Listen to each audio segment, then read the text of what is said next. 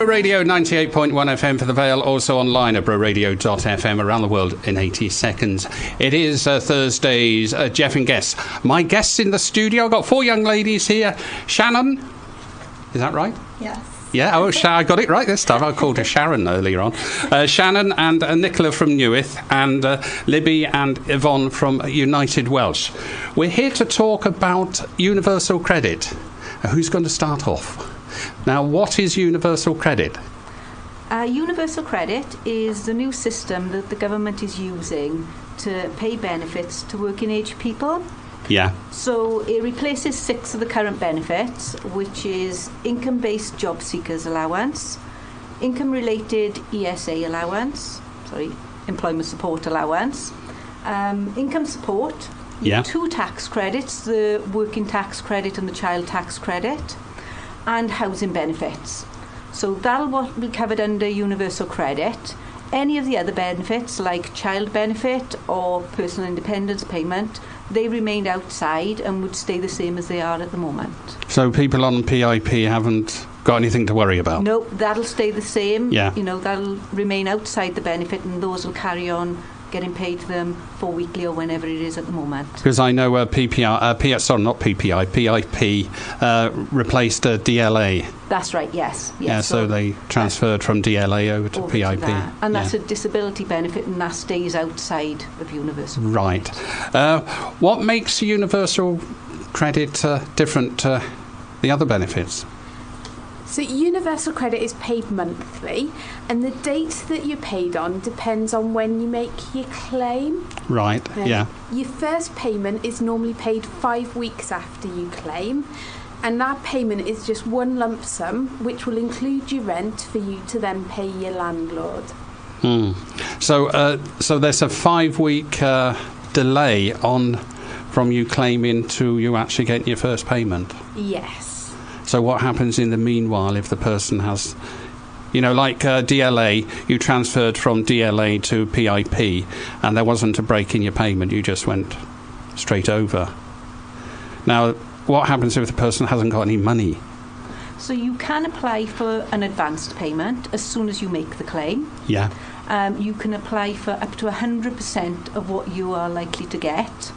But what people need to bear in mind is if you ask for that advance payment, you will get it virtually immediately, but you have to pay that back. And that will get taken from your benefits every month then for the following 12 months. So you're going to be living on less money for the next 12 months to pay that back. I know, because there's been a lot of news in the news about this in the media about how it is. So they say 5 weeks. Some people have been waiting 16 weeks. It is improving. Most of the cases that we have been within the 5 weeks. Yeah. What I would say is you know the week before whether your money is going to come in or not. If there's any issues and you are concerned that it isn't, get some advice straight away.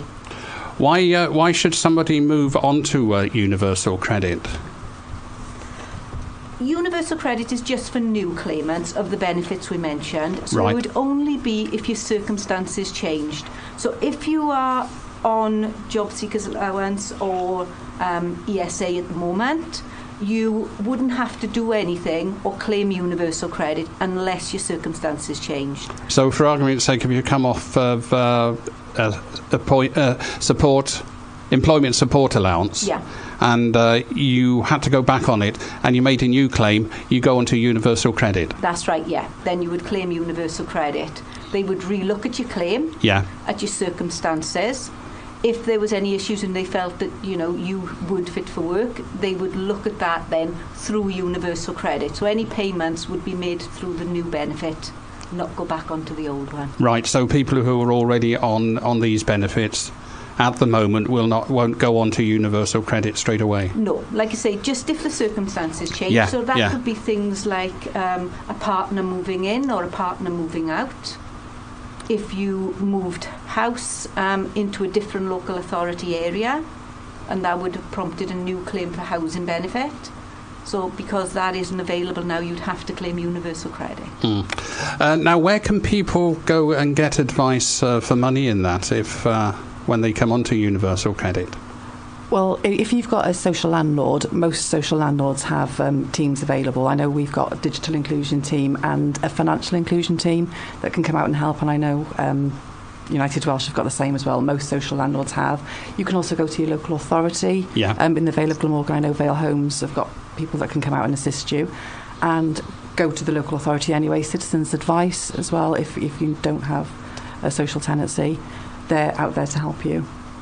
And now the people who the rents, usually the rent's paid direct to the landlord. Why is this changing for the person? They have to be responsible for paying their rent. Basically, what the government has said, they want people to be more responsible for their own money. So they need to take the responsibility of paying their own rent, deciding where their money goes every month. So they give them all the money over to the person, and it's for them then to decide then to pay the rent, to decide how much budgeting they have for food, for gas, for electric. Yeah. So they are responsible. It's a bit like working. That's what they're trying to do. They're trying to mirror them having like a monthly wage, whereas if you were working, you'd have to then prioritise your mortgage, your rent, and do your bills, and then use whatever money you've got left over for however you wanted to use it socially. They're trying to give that to people on benefits so that they've got ownership of their own money. What about people who they're not capable of doing that? The government have put in sort of provisions where you can have more frequent payments for vulnerable people, Yeah. and you can also have what's called a direct payment to the landlord, an alternative payment arrangement where that rent portion can be paid directly to your landlord in certain circumstances. So they wouldn't have to worry about falling behind with their rent and having an eviction order or anything like that. It's only in certain circumstances that happens. Yeah. And that's why we would really say to seek advice if you're concerned about it at all. Just go and speak to your landlord, have a chat with them. They are able to put then things in place. Speak to your work coach at the job centre if you're concerned about whether you're going to be able to budget your money or not. Because it is worrying a lot of people. When I first heard that it was being rolled out here, I think at the end of October, a lot of people who I know who are on the various benefits, they are worried about this, about the universal credit. What's going to happen? They're not really sure at the moment. But if they get a letter from the DWP, don't ignore it. No, the letters that would come out from the DWP are just for the people who are already on universal credit. Yeah. What I would say is if your circumstances changed on any of the things we've sort of spoken about, or if you're concerned at all, go and seek advice to see if you need to claim universal credit. Universal credit claims only start from the date you make the claim. They can't backdate them. So if you waited a week, 2 weeks, that's when your claim would start. So you would lose 2 weeks. You would lose 2 weeks' money. So what I would say is have a look at your circumstances. If you're unsure, go and get some advice. That was my next question. Where do they go to get advice if they are not sure? No, there's lots of resources online as well. Yeah. If you're computer literate, you can go on and look at lots of videos from the Department of Work and Pensions. They've got lots of user guides and sort of when you will be going over to universal credit. And speak to people, have the conversations with your landlords, with the local authorities. I think it's being aware and being able to prepare. That's a key issue, I think, for people. Yeah. The other thing is what happens. We're running an advert at the moment for universal credit, and it says that you claim online. Yes. Is that right? Yes. Now, what happens if you haven't got a computer? You can't go down to the local library, one thing or the other, and people don't like going to, we got computers out here in the YMCA. They don't like to do things like that online. Can they get a hard copy or paper form?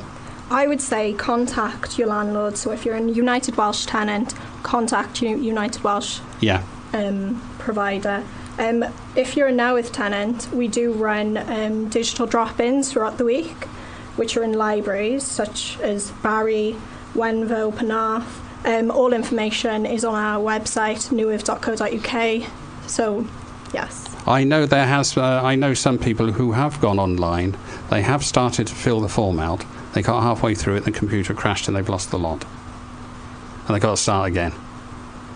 That has changed. That was when we were previously on what they called a live service of universal credit. It's now gone on to, since October, the full service, which is fully digital. So any information they should put in from now on should be saved, so at least they can go back and re-access it and not have to start the claim again. Right, yeah. There isn't a hard copy that they can do, but you can do a phone call in exceptional circumstances. So if you are really struggling, if you've got disabilities that are preventing you from going online, you can partially ring sighted, in. people who are registered blind. And haven't got support. What they would be looking for you to do is try and get support locally, first of all, from the libraries, from drop-in centres. But if you couldn't, if it was that difficult for you, then yes, you can ring a helpline and they will do it over the telephone for you. Right. Thank you very much for coming in the studio this morning and having a chat to us about that, about universal credit. Time's caught up with us.